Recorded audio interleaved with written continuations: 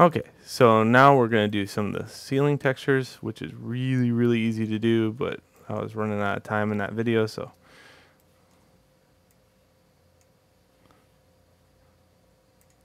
create planar map. This, you just have to be really careful about the selection that you make. Okay, now think about it for a sec. What else is selected? Well, this is. So let's go over to this shell and hold control, drag over the top of it, and it deselects all those right off the bat.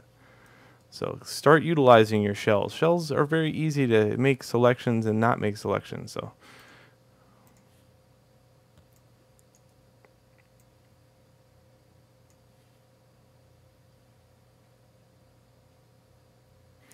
this is a bigger building.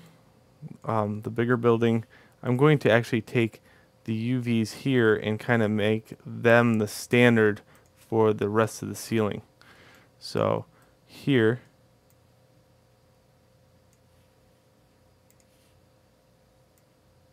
I'm going to upscale these.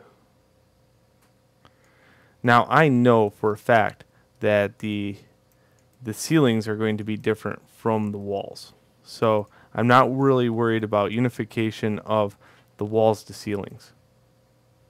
But I am worried about the ceilings to floors.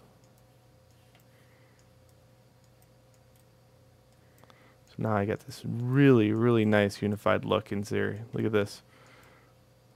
Very nice. Okay, while the shells are separated, I'm going to do a few things here. I'm going to take and make some materials. So in Hypershade, I'm going to take some time and let's say for a few weeks we're only going to use Lamberts, and then we'll start getting into spectral and normal mapping. But for right now, it's still lessons on UVs, so we're going to abide by that. Okay, Lamberts. For this first Lambert, I'm going to call it floors. This one I'm going to call ceilings. This one I'm going to call walls underscore big. And then I need one more. Oh no, two more materials.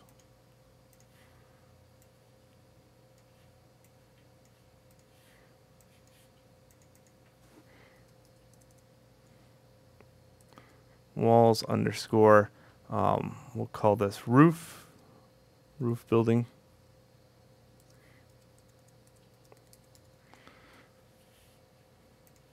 And this one, walls underscore side.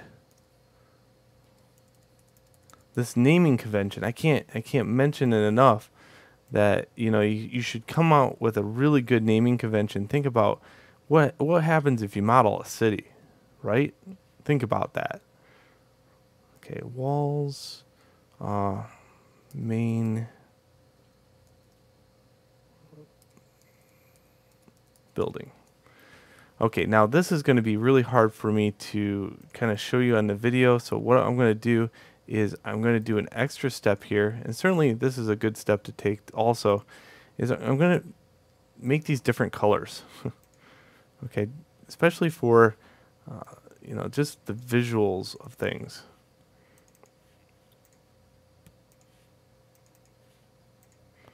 It won't matter later on because I'm going to actually mount some textures in here.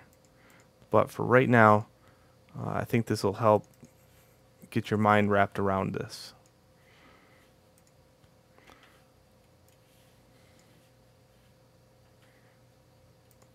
So there we go. Let's do the UV texture editor window on top so I can quickly select things. Okay, and I'm going to have a lot of stuff here all mounted at the same time. So know that this is my Hypershade, and I don't really need this side of it yet. So I'm going to kind of slide that over. and I can grab that at any time and move it back. So just keep note, that's how it works. And my UV texture editor window, I can start making that a little bit smaller.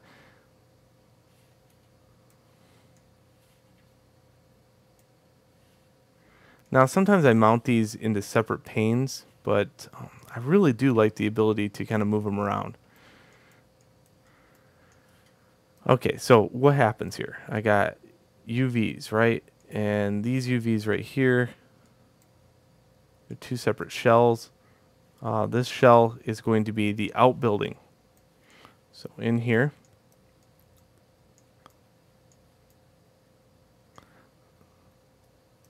right click, assign material to selection. This is a gray material. Maybe I want something colorful for that one too. I'll choose an ugly green. How about this one? Yeah, that's even uglier. Whoops.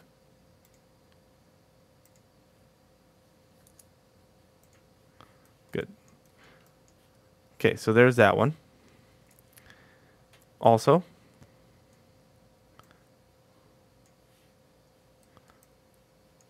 this right here. This is my main building.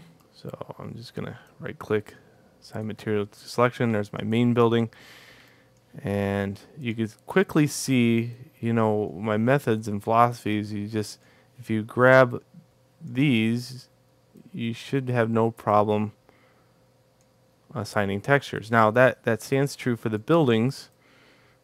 One more building here that I have to take care of. This top one. But what about floors and ceilings? Well, this is where I'm going to have to start separating my shells just for the time being. Or I can go Control, highlight one UV, Control right click to shell, Control right click to face, and this is going to be my ceilings. Okay, that was quick. Let's try that again. If I highlight a UV over here, I can go Control right click to UV shell, Control right click to faces, and then assign material to selection. I could do the same with the floors. Let's try that. So this is a little bit different. You know, I'm highlighting these in my 3D window. One UV, Control right click to UV shell, Control right click to faces. This is going to be floors.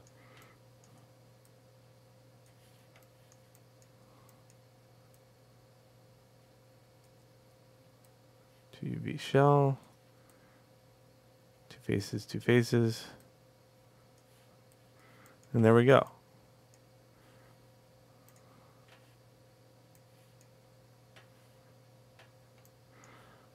All right, well, technically, these are all over the place, but look at, they all have separate materials. Now, look at this one, it's red. Okay, well, now it's nothing, now it's nothing, green, purple, yellow, red. Well, that would stand true that even though these shells are all separated all over the place and not on the one UV range, that means technically I can probably go like this.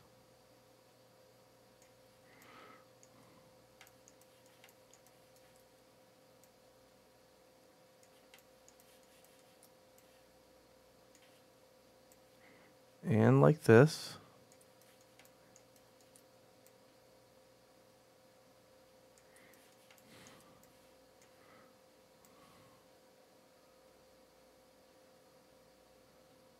And like that. And like this. And look at that. The building is still working out for me. Even though I've stacked my UVs. Oh, I missed one. Does that matter? Let's say I miss this one at the top. Oops. 2UV shell.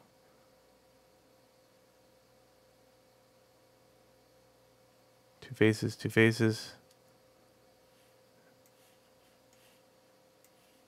And where's my ceilings at? Nope, didn't matter a bit. Look at that. So I'm still able to get to that. All right, so now that we've seen that stacking UVs are totally legit, and I still utilize this very first UV quadrant. Now keep in mind, you know, that it's also out here that I could probably put this over here, this one over here, this one over here, and keep stacking them all the way around. But I'm a big fan of the very first 0:1 ratio because not every program knows what outside this box is. That's for sure. Certainly Unreal abides by that rule. There's a few others, but really it has to be on this box in order to work. So that means anything in the outerior, you're going to have to take some time to really line this stuff up right to get it into this square. As far as layout goes,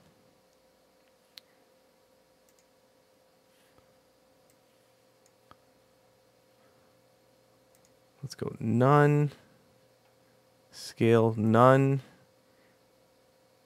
rotate none, and let's see what bounding box does. I don't think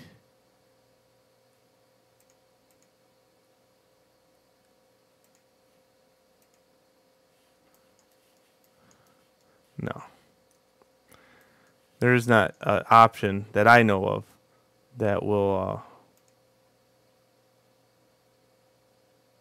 apply it to the same one. So you're going to have to take some time to stack it the right way. Anybody knows that method, that would be a great trick to know. Certainly I've never seen it, but certainly there's probably a button widget somewhere that allows that to happen, or a plugin. That would be nice too. All right, so that is shell stacking. Take the time to shell stack all these and get them onto the main box, and then go on to the next video.